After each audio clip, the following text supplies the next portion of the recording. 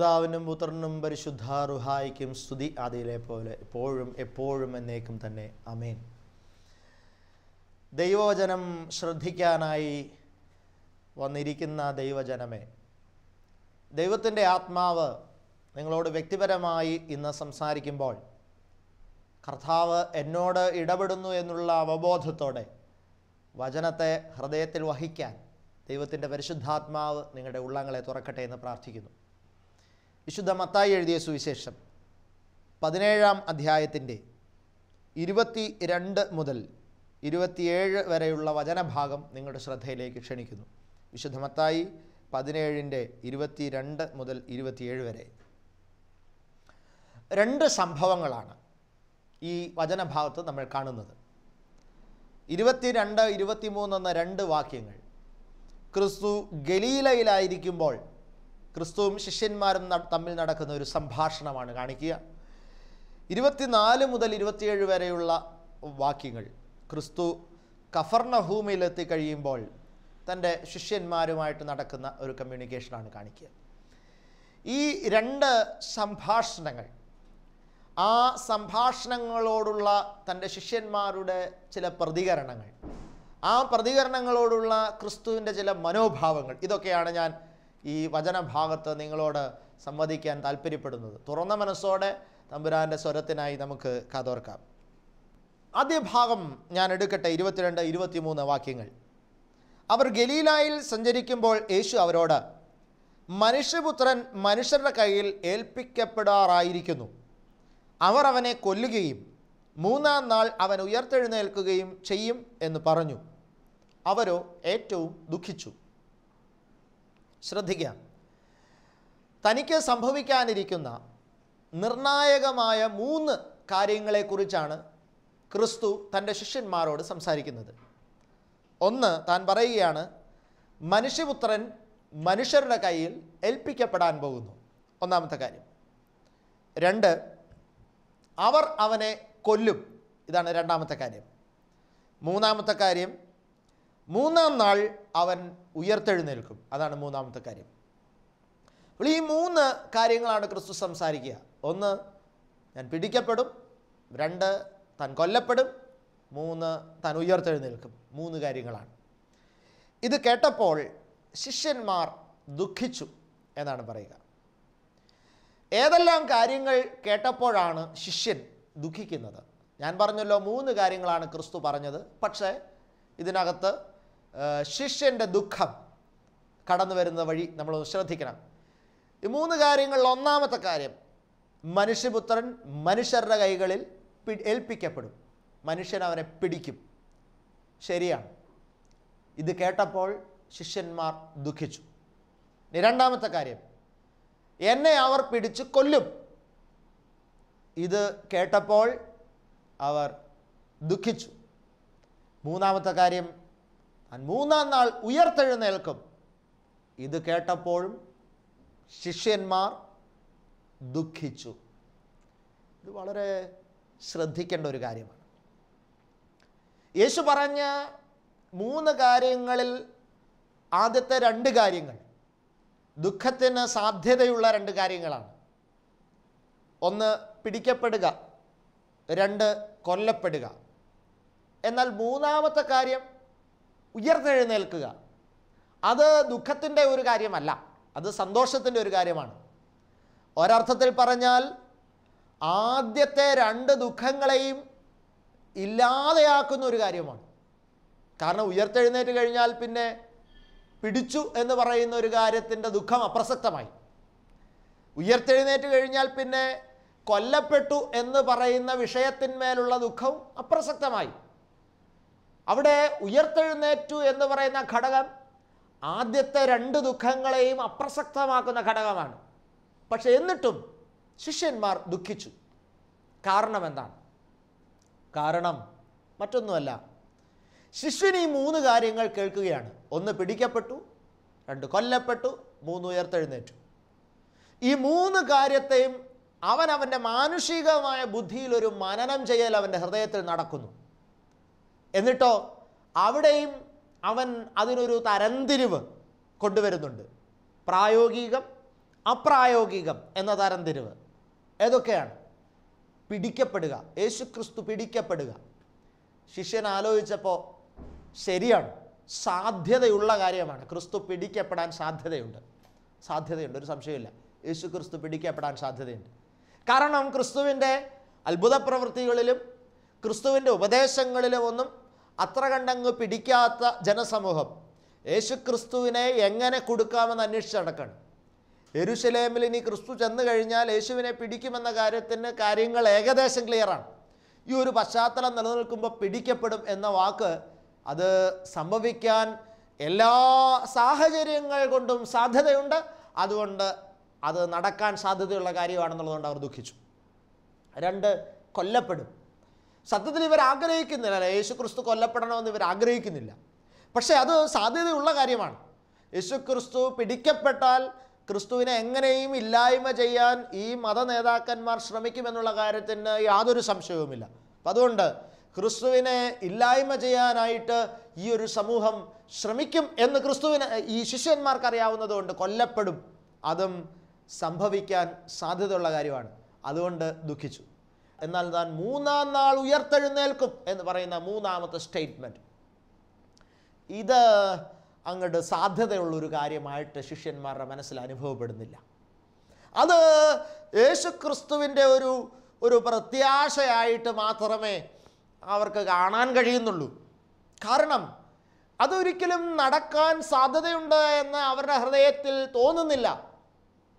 എന്താണ് അങ്ങനെ തോന്നാതിരിക്കാനുള്ള കാരണം? അവർ ചിന്തിക്കുന്നത് വളരെ ലോജിക്കലായിട്ടാണ്.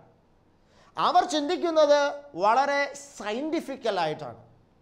അവർ ചിന്തിക്കുന്നത് വളരെ ഹിസ്റ്റോറിക്കലായിട്ടാണ്.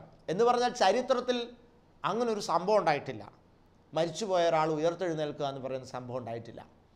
ചരിത്രത്തിൽ ജൈവശാസ്ത്രപരമായി നോക്കിയാൽ അങ്ങനെ ഒരു സാധ്യതയില്ല. ഒരു മനുഷ്യൻ്റെ ശരീരം മണ്ണോട് മണ്ണ് ചേർന്ന് കഴിഞ്ഞാൽ പിന്നെ ആ ശരീരം ഉയർത്തെഴുന്നേൽക്കുന്ന ഒരനുഭവം ശരീരശാസ്ത്രപ്രകാരം അതങ്ങനെയില്ല, അത് സാധിക്കുന്ന ഒരു കാര്യമല്ല. ഏതൊരു ശാസ്ത്രം എടുത്ത് നോക്കിയാലും നടക്കുന്ന കാര്യമല്ല, അങ്ങനെ നടന്നിട്ടില്ല. പിന്നെ മാത്രമല്ല വേറെ ഏതൊരു പശ്ചാത്തലം പരിശോധിച്ച് നോക്കിയാലും അത് നടക്കാൻ സാധ്യത യേശുക്രിസ്തുവിൻ്റെ ഒരു പ്രത്യാശയായിട്ട് മാത്രം അവർ കണക്കിടാൻ.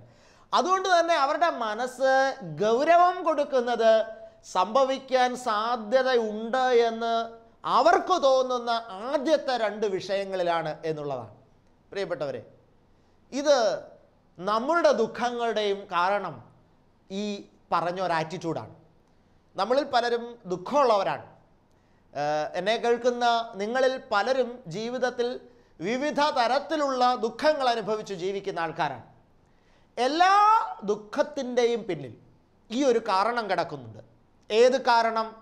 മനുഷ്യൻ അവൻ്റെ ഭൗമിക സാഹചര്യത്തിനൊത്ത് അവൻ്റെ ജീവിതത്തെ ചിന്തിക്കുന്നു. ഈ ലോകവുമായി കേന്ദ്രീകരിച്ചും ശാസ്ത്രീയമായും ചരിത്രപരമായും മറ്റും മനുഷ്യൻ ദൈവവചനത്തെ കാണാൻ ശ്രമിക്കുന്നു. ഇവിടെ ദുഃഖം മനുഷ്യരിൽ രൂപപ്പെടാനുള്ള സാധ്യത നിലനിൽക്കുകയാണ് എന്നുള്ളത് നമ്മൾ തിരിച്ചറിയണം.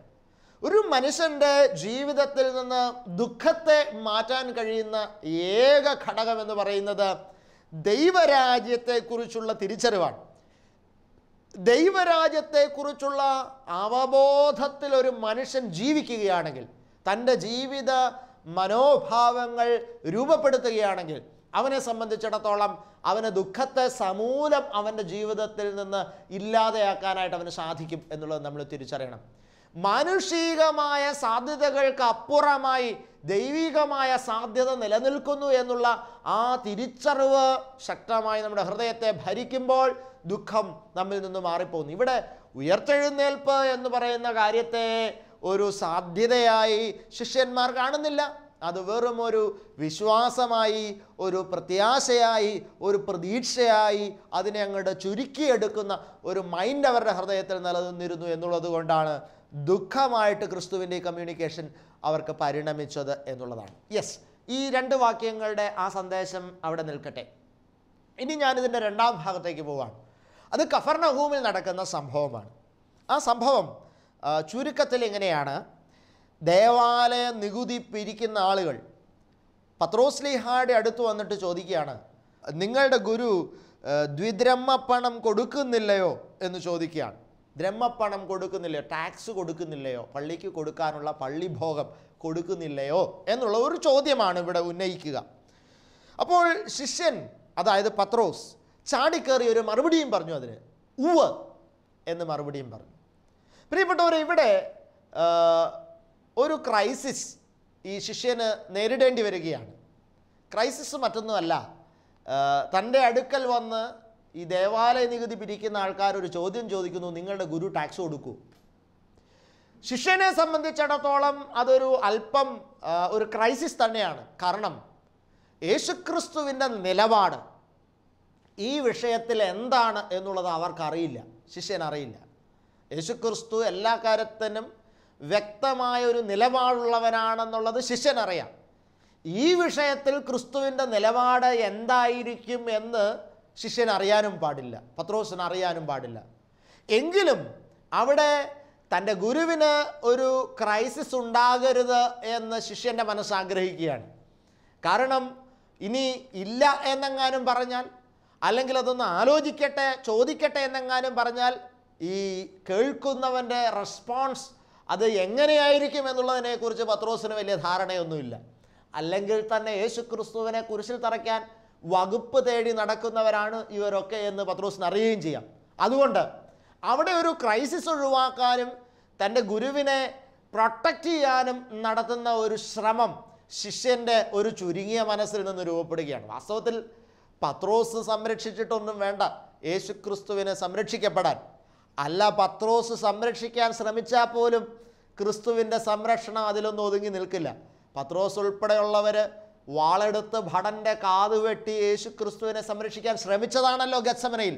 എന്നിട്ടും പത്രോസിൻ്റെ സംരക്ഷണ വലയത്തിന് ഒന്നും ചെയ്യാൻ സാധിച്ചില്ലല്ലോ.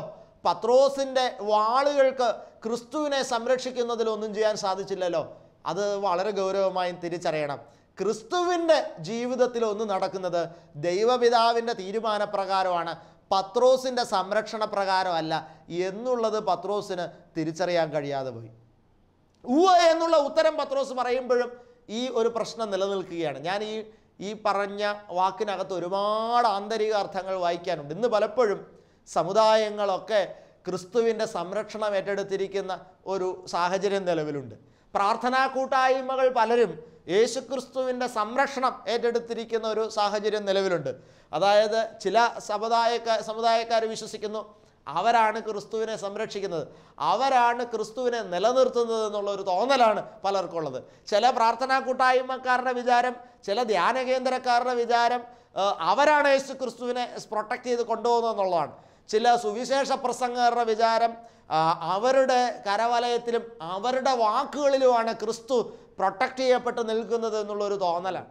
പക്ഷേ ഇവിടെ യേശു ക്രിസ്തുവിൻ്റെ റെസ്പോൺസ് വളരെ അണ്ടർസ്റ്റാൻഡിങ് ആണ്. യേശു ക്രിസ്തു പത്രോസിനെ മനസ്സിലാക്കുകയാണ്. പത്രോസ് അവിടെ ചെയ്ത പ്രവൃത്തിയെ യേശുക്രിസ്തു വളരെ സ്നേഹിക്കുകയാണ്. എന്നിട്ടോ സ്നേഹത്തോടുകൂടെ ക്രിസ്തു അവിടെ പത്രോസിനോട് ആ ക്രൈസിസ് മനസ്സിലാക്കി പത്രോസിനോട് സംസാരിക്കുകയാണ്. ഇങ്ങനെയാണ് എഴുതിയിരിക്കുക: അവൻ വീട്ടിൽ വന്നപ്പോൾ യേശു അവനോട്, ശീമോനെ, നിനക്ക് എന്തു തോന്നുന്നു? ഭൂമിയിലെ രാജാക്കന്മാർ ചുങ്കമോ കരമോ ആരോട് വാങ്ങുന്നു? പുത്രനോടോ അന്യനോടോ എന്ന് ചോദിച്ചു. അന്യനോട് എന്നവർ പറഞ്ഞു.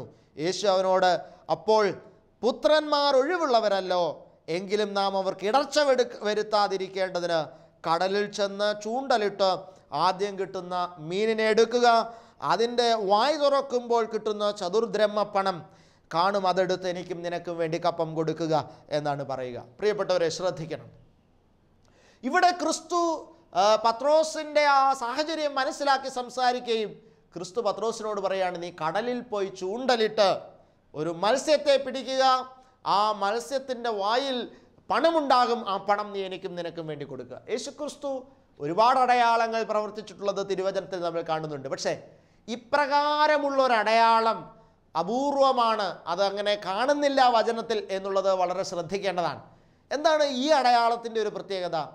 യേശുക്രിസ്തു എപ്പോഴും പ്രവർത്തിച്ചിട്ടുള്ള അടയാളങ്ങൾ തന്നെ മനുഷ്യരുമായിട്ടുള്ള ബന്ധത്തിലാണ്. മനുഷ്യൻ ആ മനുഷ്യനെയാണ് ക്രിസ്തു സുഖപ്പെടുത്തിയിരുന്നതും മനുഷ്യനിലാണ് ക്രിസ്തു ഇടപഴകുന്നതും ഒക്കെ നമുക്ക് കാണാൻ സാധിക്കുക. തിരുവചനത്തിൽ അങ്ങനെയാണ് കാണുക. മാത്രമല്ല, പ്രകൃതിയിൽ ക്രിസ്തു ചില ഇടപെടലുകൾ നടത്തുന്നുണ്ട്. അത് കാറ്റിനെയും കടലിനെയും ശാന്തമാക്കുന്നത് ഉൾപ്പെടെ. അത് പ്രകൃതിയിൽ പ്രവർത്തിക്കുന്ന ഒരു അടയാളമല്ല, മറിച്ച് പ്രകൃതിയിൽ സൃഷ്ടാവിൻ്റെ കമാൻഡ് വഴി പ്രകൃതി സൃഷ്ടാവിനെ അനുസരിക്കുന്ന സംഭവമാണെന്നതും ശ്രദ്ധേയമാണ്. പക്ഷെ ഇവിടെ വ്യത്യസ്തമായ ഒരു അടയാളം പ്രകടമാണ്. ഒരു മീൻ പിടിക്കുക, ആ മീനിൻ്റെ വായിൽ നിന്ന് നാണയമെടുക്കുക, ആ നാണയം കപ്പം കൊടുക്കുക. പ്രിയപ്പെട്ടവരെ, അത് ചെയ്യാനായിട്ട് ക്രിസ്തു ആവശ്യപ്പെടുകയും പത്രോസ് ആ പ്രവൃത്തി ചെയ്യുകയും അങ്ങനെ ആ ഒരു പ്രതിസന്ധിയിൽ നിന്ന് ആ സമൂഹം രക്ഷപ്പെടുകയും ചെയ്യുന്നതായിട്ടാണ് നമുക്കിവിടെ കാണാൻ സാധിക്കുന്നത്. ഞാനിവിടെ ഒരു ചെറിയ കണക്ഷൻ കൊണ്ടുവരാനായിട്ട് ശ്രമിക്കുകയാണ്. ആദ്യം സംസാരിച്ച ഗലീലായിലെ കമ്മ്യൂണിക്കേഷൻ, ആ ഗലീലായിലെ സംഭാഷണത്തിൽ ദുഃഖം ഉണ്ടാകാനുള്ള കാരണം എന്താണെന്ന് ഞാൻ പറഞ്ഞു. കാരണം അസാധ്യം എന്ന് ഉയർത്തെഴുന്നേൽപ്പിനെ ശിഷ്യന്മാർ മനസ്സിൽ ഗണിച്ചതാണ് അവർക്ക് ദുഃഖമായി അത് പരിണമിക്കാൻ കാരണമായി തീർന്നത്. യേശുക്രിസ്തുവിൻ്റെ ഉയർത്തെഴുന്നേൽപ്പിനെ മാനുഷികവും ചരിത്രപരവും ബയോളജിക്കലായിട്ടും ശാസ്ത്രപരവുമായിട്ടും ഒക്കെ അവർ പരിശോധിച്ചിട്ട് അത് അപ്രായോഗികമെന്ന് മുദ്രകുത്തി അങ്ങനെ ഒരു ചിന്തയിൽ നിന്നാണ് അവർക്കത് ദുഃഖം വന്നത്.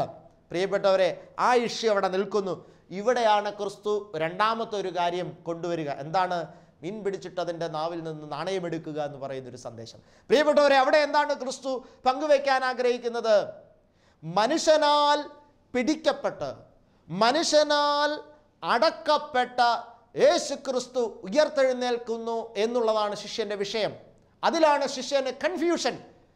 ക്രിസ്തു ഇവിടെ പറയുകയാണ്, മനുഷ്യനാൽ പിടിക്കപ്പെട്ട കടലിൻ്റെ അടിത്തട്ടിൽ നിന്ന് മനുഷ്യൻ എടുക്കുന്ന ഒരു മത്സ്യത്തിൻ്റെ വായ്ക്കകത്ത് തനിക്കൊരു നാണയം സൃഷ്ടിക്കാമെങ്കിൽ മനുഷ്യനാൽ പിടിക്കപ്പെട്ട് മനുഷ്യനാൽ അടക്കപ്പെട്ട ക്രിസ്തുവിന് ഈ ഖബറ് പിളർന്ന് ഉയർത്തെഴുന്നേൽക്കാൻ സാധിക്കും എന്നുള്ള സന്ദേശമാണ്. ഇതിന് തമ്മിൽ ഭയങ്കര കണക്ഷനുണ്ട്. ഈ കണക്ഷൻ ശിഷ്യൻ മനസ്സിലായോ ഇല്ലയോ എന്ന് നിശ്ചയമില്ല. പക്ഷെ ഇന്ന് ഈ വചനം കേൾക്കുന്ന നമുക്ക് ഈ ഒരു കണക്ഷൻ വളരെ ഗൗരവത്തോടുകൂടെ തിരിച്ചറിയേണ്ടതുണ്ട് എന്നുള്ളത് നമ്മൾ മനസ്സിലാക്കണം. പ്രിയപ്പെട്ടവരെ, മനുഷ്യനാൽ പിടിക്കപ്പെട്ട മനുഷ്യനാൽ അടക്കപ്പെട്ട യേശു ക്രിസ്തു ഉയർത്തെഴുന്നേൽക്കും. നിസ്സംശയം അത് വെളിപ്പാക്കപ്പെടുന്ന ഒരു സത്യമാണ്. അതിനടയാളമാണ് മനുഷ്യൻ പിടിക്കുന്ന മത്സ്യത്തിൻ്റെ നാവിൽ കടക്കുന്ന ആ നാണയം എന്ന് പറയുന്നത്. പ്രിയപ്പെട്ടവരെ, ആകയാൽ യേശുക്രിസ്തുവിൻ്റെ വചനങ്ങളിൽ അസാധ്യമെന്നതോ അപ്രായോഗികമെന്നതോ കാണാൻ നീ ശ്രമിക്കുന്നെങ്കിൽ നീ മൂഢനാണ്. ക്രിസ്തു അതാണ് പറയാൻ ശ്രമിക്കുക.